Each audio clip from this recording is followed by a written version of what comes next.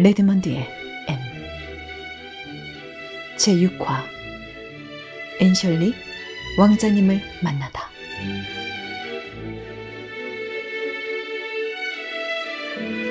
11월 진홍빛 일몰의 계절이었다. 새들도 떠나고 소나무에서는 바람 소리가 요란했다. 앤은 공원의 솔밭 사이를 거니며 영혼에 낀 안개를 거센 바람에 날려보냈다. 웬일인지 이번에 레드먼드에 돌아왔을 땐 예전의 완벽하고 투명한 맑은 영혼으로 되돌아갈 수가 없었다. 일하고 공부하고 여가를 즐기는 레드먼드의 일상은 거보기엔 예전과 똑같았다. 금요일 저녁이면 거실 난로에 불을 지피고 모두 모여 앉아 끝없이 웃고 떠들었다. 가끔 길버트가 찾아오긴 했다. 그는 항상 기분 좋게 농담하고 재치 있는 대화를 했다. 길버트는 앤을 일부러 찾아다니지도 피하지도 않았다. 둘이 마주치는 상황이 되면 길버트는 새로 알게 된 사람들을 대하듯 유쾌하고 예의 바르게 얘기했다. 예전의 동지애는 완전히 사라져버렸다. 앤은 그것을 분명히 느꼈지만 길버트가 실망감을 완전히 극복해서 천만다행이고 고마웠다. 사실 앤은 두려웠다. 그 4월의 어느 저녁 과수원에서 있었던 일이 길버트에게 큰 상처를 줬을까봐, 그 상처가 오랫동안 치유되지 않을까봐 겁이 났다. 하지만 이제 그런 걱정 따윈 할 필요가 없다는 걸 알게 되었다. 길버트는 당장 어떻게 될 염려가 전혀 없는 것 같았다. 생활을 즐기고 있었고 야망과 열정이 넘쳤다. 여자가 냉담하다고 해서 절망에 빠지는 것은 그에겐 시간 낭비였다. 길버트와 필리파가 주고받는 끝없는 농담을 듣노라면 청혼을 거절할 때 실망감으로 가득했던 그의 눈빛이 혼자만의 착각이었는지 앤은 의아해졌다. 길버트의 빈자리를 메우려는 사람은 많았다. 하지만 앤은 냉정하게 대했다. 진짜 왕자님이 나타나지 않는다 해도 아무나 연인으로 삼을 생각은 결코 하지 않았다. 잿빛 안개가 감도는 날 바람 부는 공원에서 앤은 그렇게 다짐했다. 그런데 얼마 지나지 않아 갑자기 소나기가 쏟아지기 시작했다. 얼른 우산을 펴들고 서둘러 기슭을 내려갔다. 항구 쪽으로 가는데 바람이 세차게 휘몰아쳤다. 우산이 뒤집히자 앤은 필사적으로 우산을 붙들었다. 바로 그때 누군가의 목소리가 가까이에서 들렸다. 실례지만 제 우산을 같이 쓰시겠어요? 앤이 고개를 들었다. 키가 크고 잘생긴 눈에 띄는 인물이었다. 애수에 찬 신비스러운 검은 눈, 감미롭고 정감 있는 목소리. 그랬다. 앤이 꿈꾸던 이상형이 바로 눈앞에 서 있었다. 주문해서 만들었다 해도 그토록 비슷할 순 없을 것 같았다. 고맙습니다. 앤이 정신없이 대답했다. 서둘러 저기 정자로 가는 게 좋겠는데요. 소낙비가 그칠 때까지 거기서 기다리면 되겠어요. 비가 오래 내릴 것 같진 않군요. 평범한 말이었지만 그 억양이라니. 그리고 말할 때의 그 미소라니. 앤은 이상하게 가슴이 뛰었다. 두 사람은 서둘러 정자로 가서 숨을 몰아쉬며 지붕 아래 앉았다. 앤은 웃으면서 뒤집힌 우산을 들어보였다. 이럴 때 보면 우산이란 게 정말 볼품없다는 생각이 들어요. 앤이 쾌활하게 말했다. 앤의 윤기 흐르는 머리칼에서 빗방울이 반짝거렸다. 곱슬머리 몇 가닥이 목덜미와 이마에 흘러내렸다. 뺨은 발그레하게 달아올랐고 큰 눈은 별빛처럼 빛났다. 남자는 감탄하듯 앤을 내려다보았다. 그의 시선에 앤은 얼굴을 붉혔다. 이 남자는 누굴까?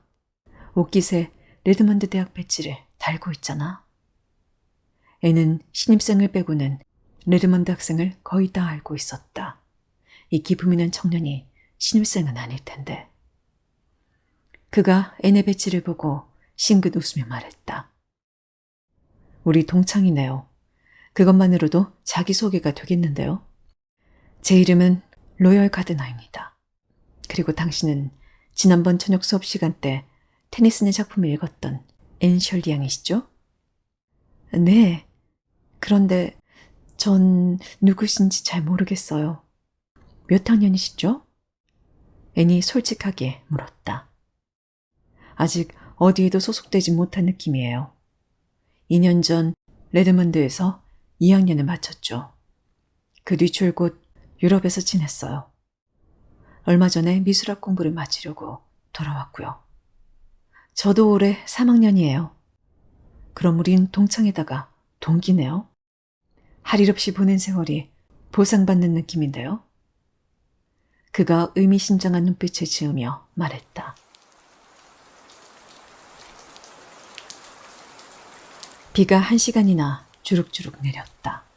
하지만 시간이 아주 금방 지나간 것 같았다. 구름이 걷히고 희미한 11월의 햇살이 항구와 소나무 숲에 비스듬히 내리자 애는 로열 가드너와 집까지 걸어갔다. 패티의 집 때문에 도착할 무렵 그는 앤에게 집으로 방문해도 되냐고 물었고 허락을 받았다. 애는 뺨이 달아오르고 가슴이 방망이질 쳤다. 앤이 현관에 들어섰자 고양이가 무릎으로 뛰어오르며 입을 맞추려 했지만 애는 형식적인 인사만 할 뿐이었다.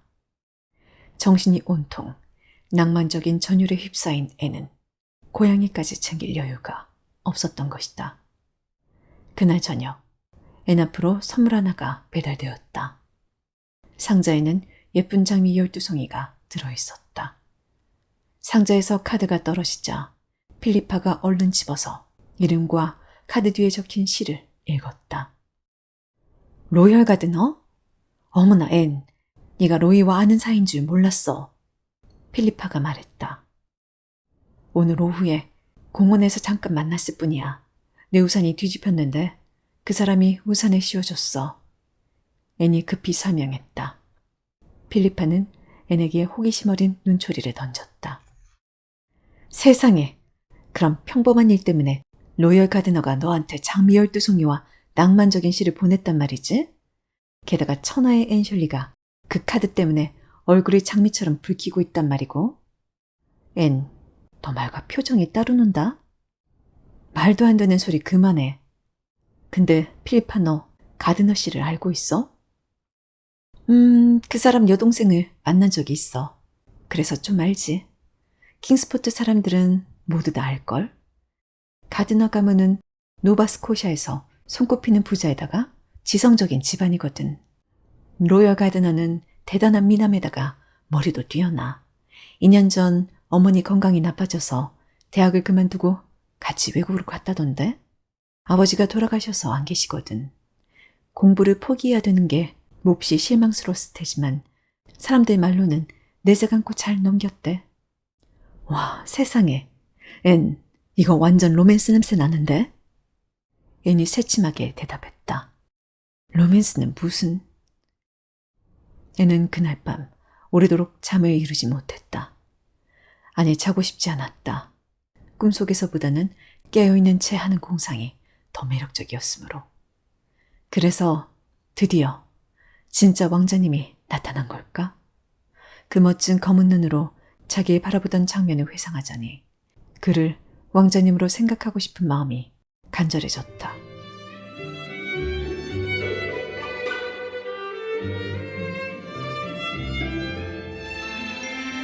여학생들은 해마다 2월이면 3학년들이 여는 졸업반 파티에 가려고 준비했다.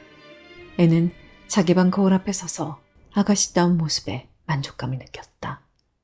애는 특별히 예쁜 드레스를 입고 있었다. 원래는 크림색 비단 드레스에 쉬폰을 씌운 단순한 모양이었다. 그런데 필리파가 크리스마스 방학 때 이 드레스를 가지고 가겠다 고집을 부리더니 쉬폰 위에 작은 장미꽃 봉오리를 수놓아 왔다. 필리파의 솜씨가 워낙 좋아서 레드몬드 여학생들의 부러움을 한몸에 받는 드레스가 탄생되었다. 앤이 이 드레스를 입고 계단을 올라갈 땐 파리에서 드레스를 사온다던 다른 여학생들도 부러운 눈길을 보낼 정도였다. 앤은 머리에 흰 낭꽃을 꽂으려 했다.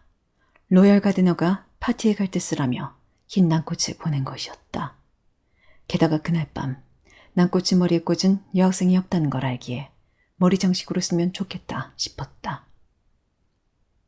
그때 필리파가 방에 들어와 감탄스러운 표정을 지었다. 앤, 오늘은 네가 더 아름답게 보이는 날이겠는걸? 10번 중 9번은 내 미모가 더 뛰어났잖아? 그런데 그 10번째는 네 미모가 갑자기 확 피어서 날 완전히 가린단 말이야. 비결이 뭐야? 아, 그냥 드레스 때문이야. 옷이 날갠 거지. 꼭 드레스 때문만은 아니야. 어젯밤 너 낡은 면 셔츠를 입었는데도 아름다웠어.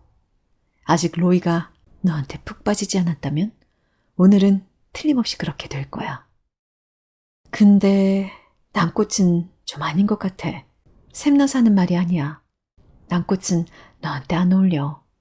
너무 이국적이고 지나치게 오만해 보여.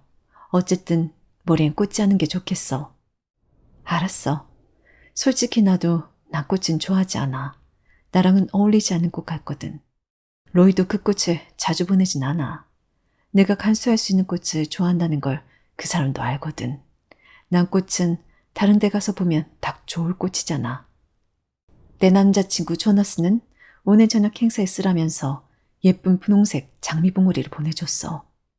하지만 정작 조너스는 못 와. 비민가에서 기도 모임을 인도해야 된대. 오고 싶지도 않았을 거야. 앤, 조너스가 나를 마음에 들어 하지 않을까 봐 걱정돼. 난 조너스 바라기만 하다 죽을지 아니면 계속 살면서 대학 졸업장도 따고 똑똑하고 쓸모있는 사람이 될지 둘 중 선택하려고 고민하는 중이야. 필리파가 말했다. 필리파, 너 정말 바보 같아. 조너스가 널 사랑한다는 걸 넌 너무나 잘 알잖아. 하지만 조너스는 나한테 그런 말을 하지 않는걸? 나도 그렇게 만들지 못하고 있고. 표정으론 사랑하는 것 같아. 그건 인정해. 하지만 눈으로 말해요 만으론 결혼할 수 없잖아. 필리파, 조나스는 너한테 청혼하기가 두려운 거야. 그는 가난하니까 지금껏 네가 누려온 그런 생활을 하게 해줄 수 있는 여유가 없을 거야.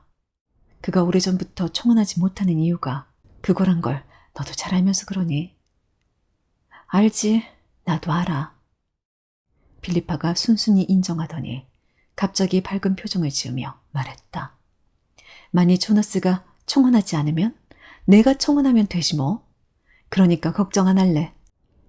그나저나 길버트 브라이드는 계속 크리스틴 스튜어트랑 만난다던데 알고 있었니?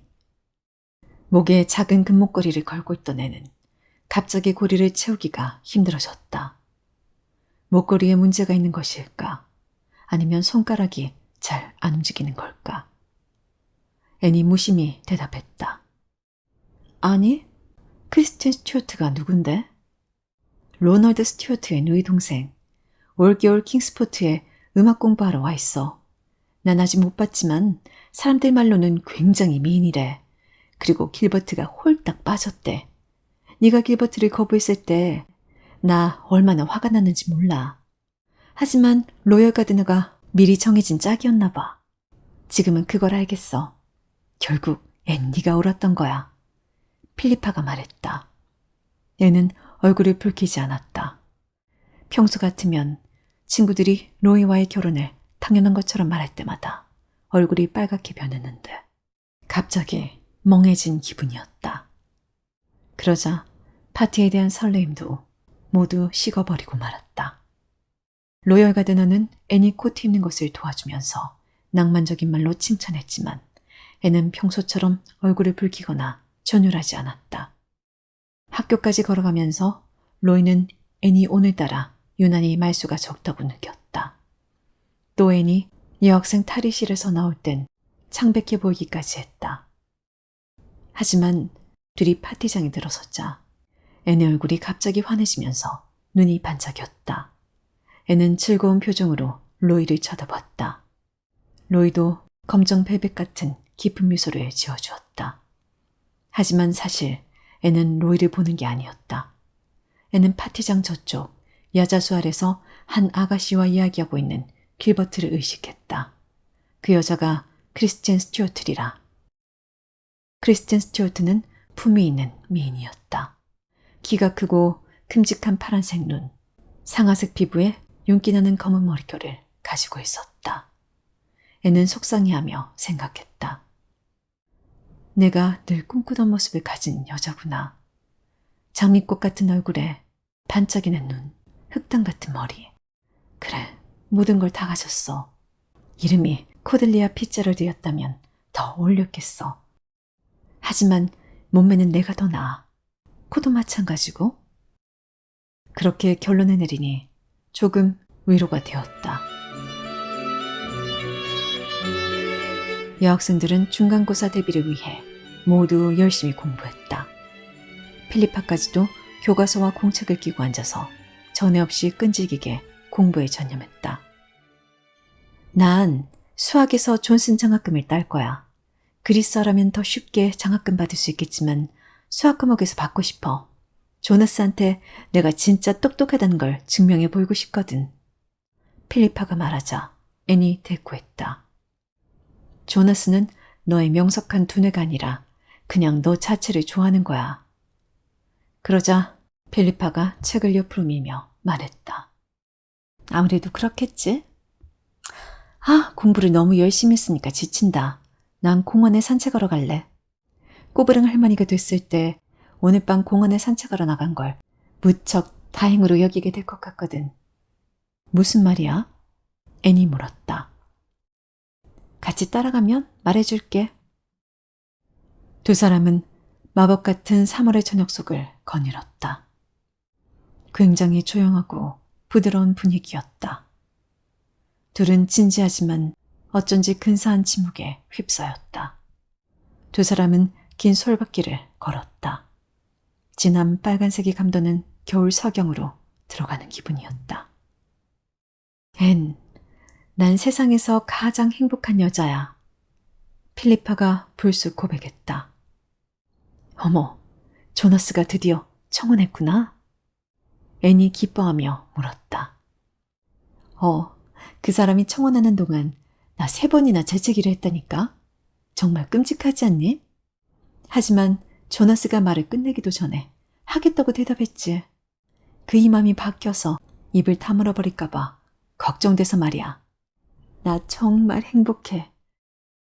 필리파, 네가 행복해서 내 마음이 얼마나 기쁜지 몰라. 알아. 앤 네 눈빛에서 진심이 느껴져. 언젠가 나도 그런 눈으로 널 바라보게 될 거야. 너도 곧 로이랑 결혼하게 될 테니까. 필리파, 3학년 베티 얘기 들었지? 남자가 구원하기도 전에 먼저 나서서 거절했던 얘기에 공연히 그의 흉내내서 로이가 구원하기도 전에 거절하거나 받아들이거나 하지 않을래. 로이가 너한테 반했다는 건 레드먼드 전체가 아는걸?